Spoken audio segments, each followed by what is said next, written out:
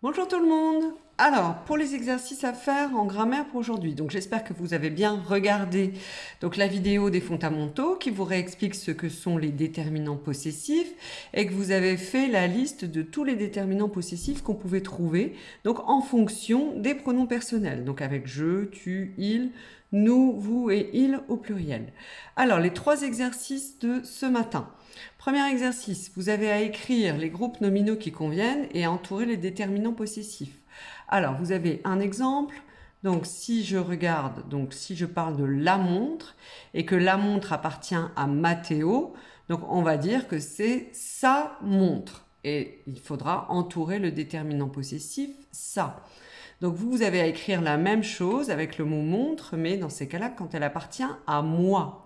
Donc, quand c'est la mienne, donc vous écrirez le déterminant possessif qui correspond et vous l'entourerez.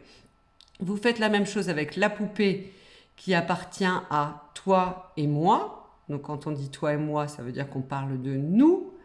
Et puis, la poupée, quand elle appartient à Cindy et toi, on peut remplacer par vous. Les jouets, vous utiliserez le déterminant qui correspond aux jouets qui appartiennent à toi. Et puis aux jouets qui appartiennent à Kim et Paula. Donc Kim et Paula, on peut remplacer par elle au pluriel. Donc voilà pour le premier exercice. Le deuxième exercice, c'est un exercice d'application sur ce que vous avez entendu dans la vidéo.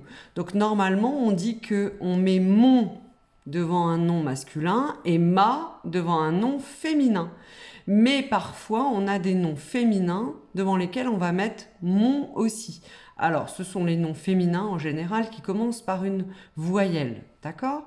Donc, sur la liste des noms féminins qui sont en dessous, donc une lettre, une aventure, une imagination, une lecture, une fable, une copine, une histoire, une légende et une amie, vous allez mettre mon, vous allez mettre ma. Et on vous dit ton oreille va te guider. C'est vrai que vous parlez le français tous les jours, donc vous allez vous rendre compte que vous n'allez pas dire par exemple je ne sais pas, mon ami, ma amie. Vous réfléchissez auquel vous devez utiliser. Troisième exercice, c'est à vous de faire preuve d'imagination et d'inventer pour chaque déterminant un nom qui devra correspondre. Alors, vous faites bien attention, si vous avez des déterminants au pluriel, il faut que votre nom soit lui aussi au pluriel. Voilà, alors vous travaillez et puis ensuite vous pouvez regarder la correction.